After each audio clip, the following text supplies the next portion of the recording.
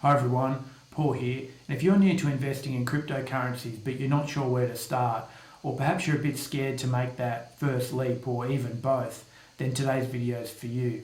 Investing at the best of times can be intimidating, and new technologies can also be intimidating. So it's not a surprise that most people find the thought of investing in cryptocurrencies just too much to bear. They just run.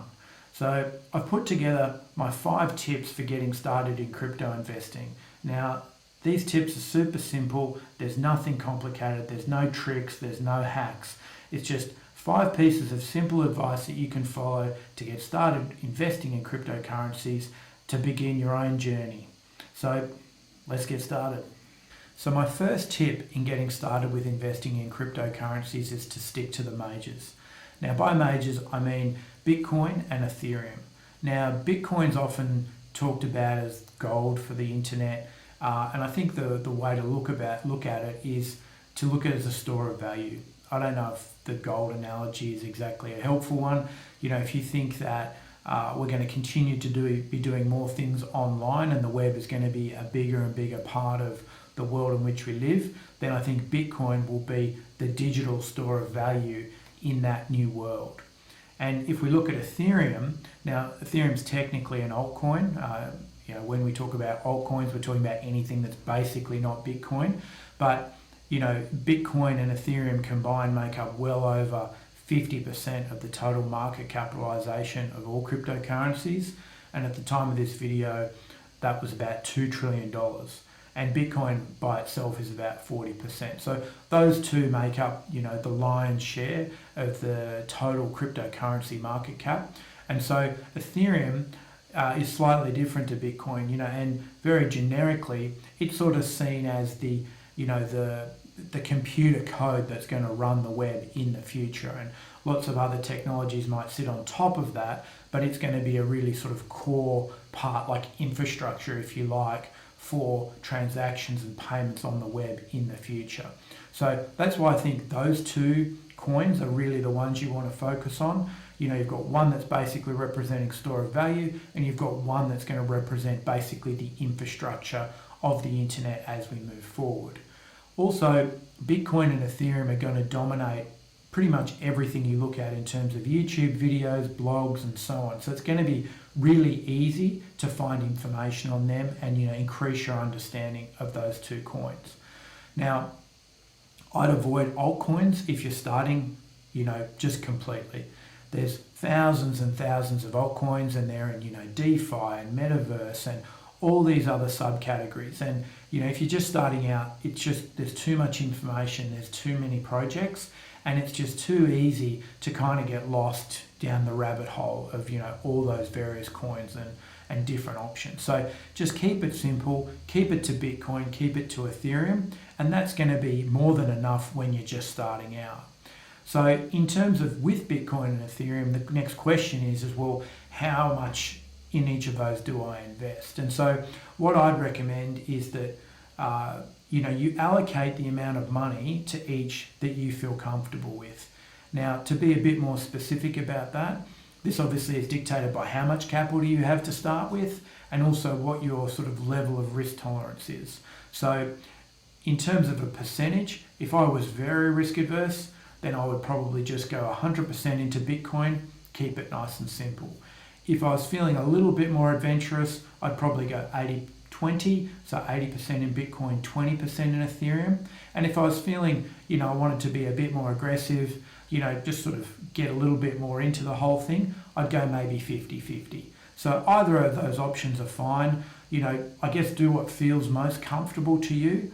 But if you're going to stay in it, Bitcoin and Ethereum, any of those options is really going to work because they're going to be major players in the whole cryptocurrency market, both now and into the future. My second tip on getting started with investing in cryptocurrencies is to start small. Now, any type of investing carries risk. So whether that's investing in the stock market or real estate, everything carries risks. And cryptocurrencies is no different. If anything, there's more risk attached to investing in cryptocurrencies because they're so volatile. So my recommendation is to start small and start with an amount that you're not worried about losing. That way you're not really concerned if it moves, and cryptocurrencies can move quite a lot. You might get a 50, 60, 80% move sometimes to the downside in quite a short period of time. So it needs to be an amount of money that you're not really going to be highly concerned about if you lose.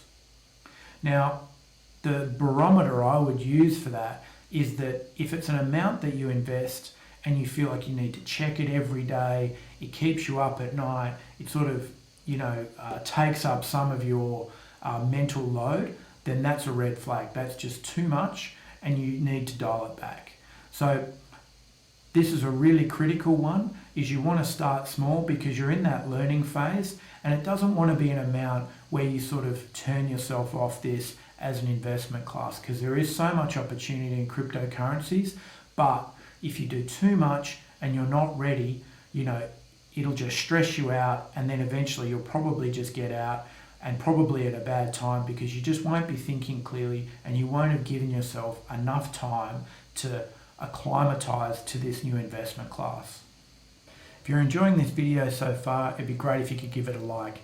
When you like the video, it helps other people to find it. And if you're enjoying this content, please subscribe. Let's get back to the video. Now, my third tip to starting investing in cryptocurrencies is to start slow. There's really just no rush. It probably feels like you're missing out. It may feel like you've already missed out. Bitcoin started trading at, cents, and it's now, at the time of, this video, about $42,000 US per coin. But it's still not too late. There's still plenty of time, and you really don't have to rush. So take your time, do it at your own pace, and don't let that pace be set by anyone else. Don't let it be set by friends or the media or anything else. As an investor, your plan should be to be in this market for a long time, to be profitable over a long period. And so there's no rush. It doesn't matter how old you are, how much money you have, there's no rush. And the easier you take it now, the easier your whole, journey in investing in cryptocurrencies would be. And so that takes us to the next step. When you are ready to start investing, you need to choose an exchange. Now, there's lots and lots and lots of exchanges out there, and which ones you can use will be dictated by which jurisdiction you're in. So, that's which country and which set of rules and regulations or laws which are wrapped around the cryptocurrencies. And so that's going to be different for everyone, so I won't go into detail on that in this video. But what I will say is you need to choose your exchange wisely. Stick to the major exchanges. Look at how much market share they have. Look at if they have any, licensing in your jurisdiction. Those things are important. Look at who's invested in them, all of that sort of thing. That's going to be a really good guide for you as to whether you should use that exchange as the broker you're going to use to execute transactions on your behalf. You want to avoid ones that are very small, run by small teams and without a lot of capital backing. There's stories of lots of those little exchanges just disappearing and taking investors, investments with them just because of the way the assets are held. So stick to the major exchanges and you're going to be okay. Lastly, the other advantage of going slow is you can treat this experience for what it is, which is something that should be fun, it should be exciting, it should be interesting, and it should be something that expands your horizons, because blockchain technologies is really going to transform everything. And there's lots of people out there that use the internet now, for example, and have no idea about how it really works. Now, in the future, as blockchain technology starts to integrate more and more into the things that we use every day, one of the things you'll have is you'll be one of those people who knows about how that works. And I think that's a really exciting element to being an investor in cryptocurrencies. And so by going slow, by not rushing in with too much money and being stressed about it, you can enjoy the experience and make it a really positive thing in your life. My fourth tip in starting your investment journey in cryptocurrencies is to invest into your own learning. Now, we talked about the first point in the tips was to focus on Bitcoin and Ethereum. And so in terms of your learning, that's ideally the best place to start. They're going to be your two primary investments, and so it makes sense to start there. Now, there's just endless videos on explaining how Bitcoin works, I should say, about how Ethereum works, about the founders, about the history, the journey, all of that sort of stuff. There's even, lots of documentaries about Bitcoin if you really want to understand all the players and the history and the politics and, the regulation and the trends and all of that sort of stuff. So there's plenty to learn about all that sort of thing. And then, once you've done that and you sort of feel comfortable in understanding that, I should mention that, reading the white papers is a really good place to start too, is that you can then expand out into learning more about, the blockchain technology itself. And there's just so many different aspects of that. And once you've done that, you can start looking at particular projects, and that's where you might start to get interested in some of these other altcoins. And then of course you've got all the other applications which hang off the back of blockchain technologies, like non-fungible tokens, NFTs, DeFi, metaverse, all of these sorts of things. It's really endless, and you can just go down limitless rabbit holes. So start small, start at the top of the pyramid, start with Bitcoin and Ethereum, start to understand the technology more general, and then, just go wherever you want to go with it. Let your own interest guide you, I guess, would be my best advice. And then the last thing is, if you're going to be investing in cryptocurrencies over a long period, it pays to actually start then investing into your, trading and investment skills as well. There's just so many platforms out there. There's different types of trading. There's people who trade on very long time frames. There's people who trade on very short time frames.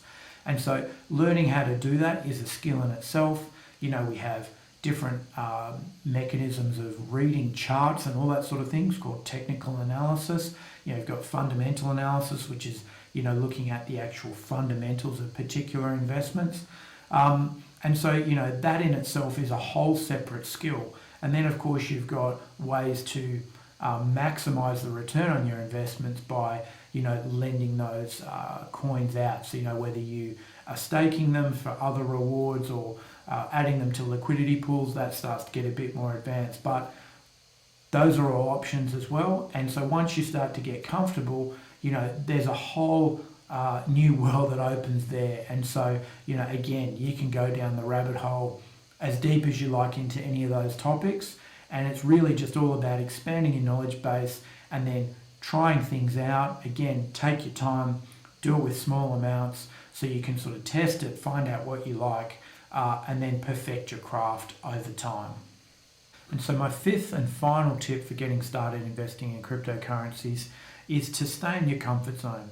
I've already talked in the video about allocating capital and about not using so much money that it's something that you're worried about, that you're constantly thinking about, checking the price, getting stressed out every time the market moves, 5, 10, 20% against you. If you're using that amount of money, you're just using way too much. And investing in cryptocurrencies isn't something that should create extra stress or extra weight in your life. So if you are in that position and you are constantly thinking about it and worrying about it, that's a real red flag that you've just got way too much of money that you can't afford to lose in the market.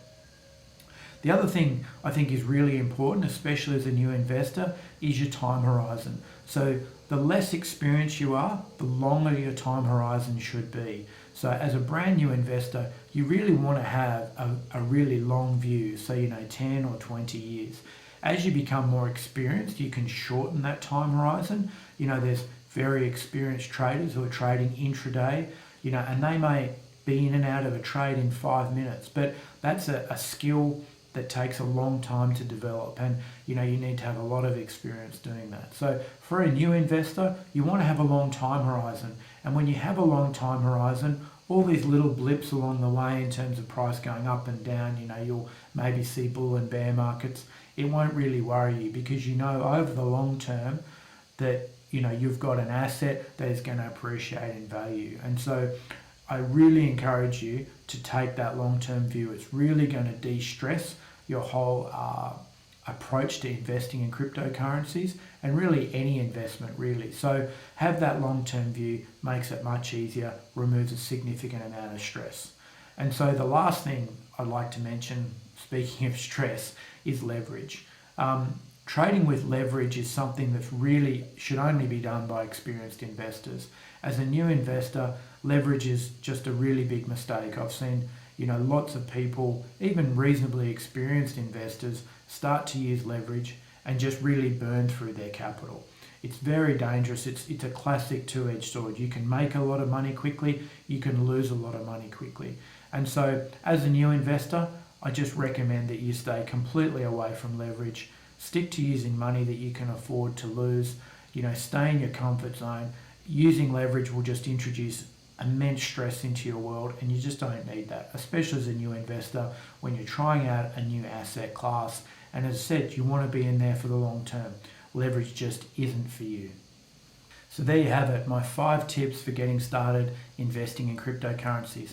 I hope you found it helpful, and if you did, please like and subscribe, and I'll see you on the next video.